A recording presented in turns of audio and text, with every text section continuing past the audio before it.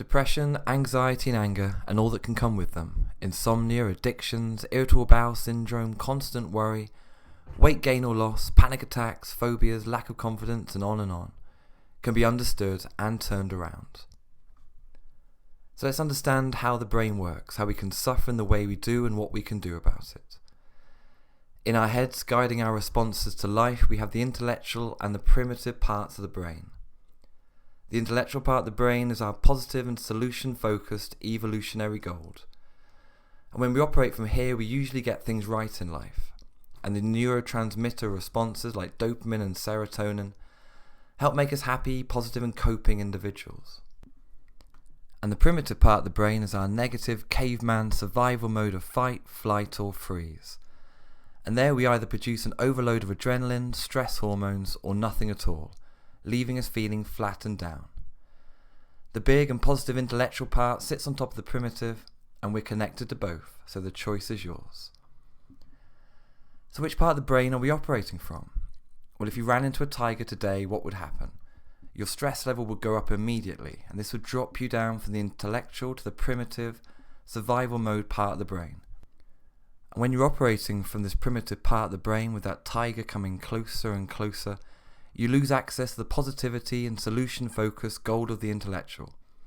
It's as if an alarm has gone off and a wall has risen between the intelligent and primitive minds, and you're trapped in the primitive until the stress is lifted, all in the name of survival. You're in the realm of fight, flight or freeze, all because stress levels were high enough to trigger that alarm. So now those are your only options, your primitive and negative parameters, to fight, run or hide, or the modern day responses of anger, anxiety and depression. Luckily here in modern day UK we don't tend to come across tigers, but we can still find ourselves operating from our primitive, emotional and negative mind, and experiencing depression, anxiety or anger, or a combination of all three. But why? Well, the same response can happen when something we deem as stressful happens in our lives, or when that stress gradually rises over the days, months or years. Up goes the stress and down we go to the realm of anger, anxiety and depression, as if a tiger has just crossed our path.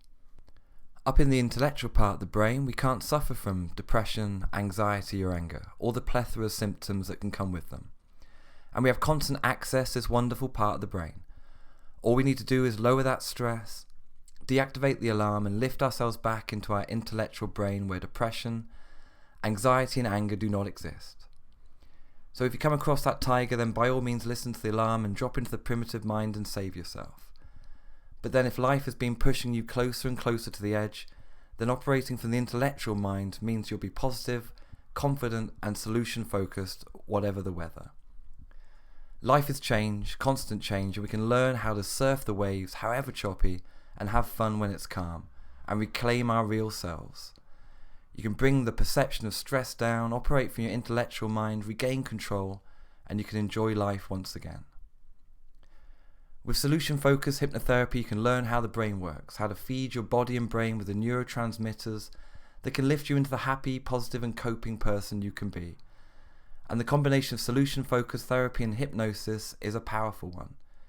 It can help you lower that stress, regain that control, fill you with positivity, rewire the brain for your benefit, and lift you up to your desired change.